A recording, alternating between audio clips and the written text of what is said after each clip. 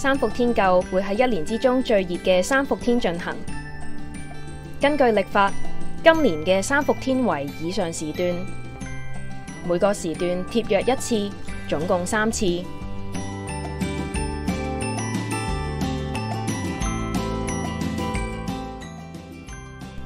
我哋會使用辛溫發散嘅中藥研成粉末，加入薑汁，調成糊狀，製成藥貼。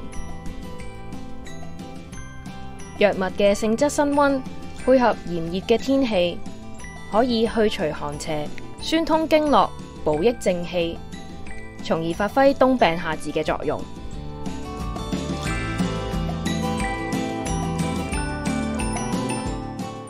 天灸可以舒緩以下嘅症狀，例如哮喘、過敏性鼻炎、腸胃不適、痛經等等嘅人士都適合接受天灸治療㗎。研究指出，療程必須連續至少3年，以提高同埋鞏固療效。如想預約或者有任何查詢，歡迎致電港恩中醫診所了解更多。